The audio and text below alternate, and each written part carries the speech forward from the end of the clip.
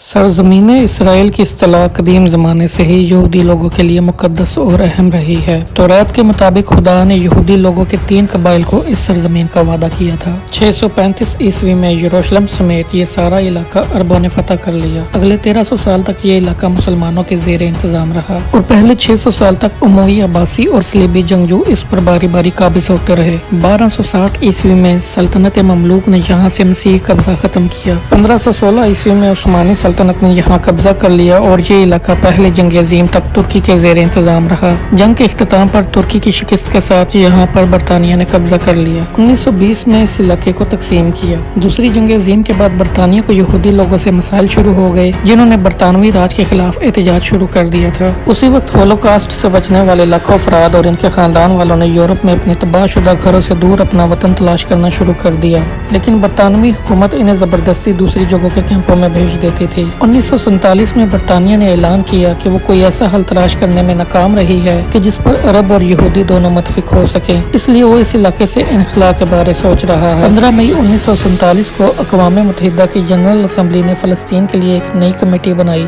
3 सितंबर 1947 को इस कमेटी ने रिपोर्ट पेश की कि बरतानवी इनखला के बाद इस जगह एक यहूदी और एक अरब रियासत के साथ साथ यरूशलेम के शहर को अलग अलग कर दिया जाए। यरूशलेम को बैन अल-अक़वामी निगरानी में रखा जाएगा। 29 नवंबर 1947 को जनरल असम्बली ने इस बारे करारदाद मंजूर की। यहूदियों की नुमाइंदा तंजीम जूविश एजेंसी ने इस मंसूबे को कबूल कर लिया, लेकिन अरब लीग बल फ़लस्तीन के अरब हायर कमेटी ने इसे मुस्तरद कर दिया। 1 दिसंबर 1947 को अरब हाई कमेटी ने 3 रोज़ा हड़ताल का ऐलान किया और अरबों ने यहूदियों पर हमले शुरू कर दिए। इब्तिदा में खाना जंगी की वजह से यहूदियों ने मदाफत की, लेकिन फिर वो भी हमलावर हो गए और फ़लस्तीनी अरब मईशत तबाह हो गई और 2.5 लाख फ़लस्तीनी अरब या तो मुल्क छोड़ कर गए या फिर इन्हें निकाल दिया गया। 14 मई 1948 को बरतानवी इक़्तिदार के खत्म होने से एक दिन कबल जूइश एजेंसी के सरबराह डेविड बिन गुरियान ने मुमलकत इसराइल के क़याम का ऐलान किया। अगले दिन 4 अरब मुल्कों मिस्र, शाम, उर्दन और इराक की अफवाज फ़लस्तीन में दाखिल हो गई और 1948 की अरब इसराइल जंग शुरू हुई। सऊदी अरब ने मिस्री सरबराही में फौजी भेजे और यमन ने ऐलान जंग तो किया, लेकिन बराह रास्त शरीक न हुआ। अरब ममालिक ने जंग शुरू करने की वजह ये बताई कि खून खराबा बंद हो और ये इनके ममालिक तक न फैल जाए। 1 साल की जंग के बाद जंग बंदी हुई और मौजूदा वेस्ट बैंक और जनूबी यरूशलेम पर उर्दन ने कब्जा कर लिया था, जबकि मिस्र के कब्जे में गजवा की पट्टी आई। अक़वाम मुत्तहिदा के अंदाजे के मुताबिक इसराइल से 7 लाख फ़लस्तीनी या तो निकल गए या इन्हें निकाल दिया गया। 11 मई 1949 को अक़वाम मुत्तहिदा में अक्सरियती राय से इसराइल को रुकन मुंतखब कर लिया गया। इब्तदाई बरसों में वज़ीर आज़म डेविड बिन गुरियान सियासी तौर पर सबसे नुमाया रहे। इसी दौरान होलोकॉस्ट से बचने वाले अफराद और दीगर मुसलमान और अरब ममालिक से निकाले गए यहूदियों ने भी इसराइल का रुख किया और महज 10 वर्षों में इसराइल की आबादी 8 लाख से बढ़कर 20 लाख हो गई। इसराइल का माशी मरकज तल अबीब है, जबकि सबसे ज्यादा आबादी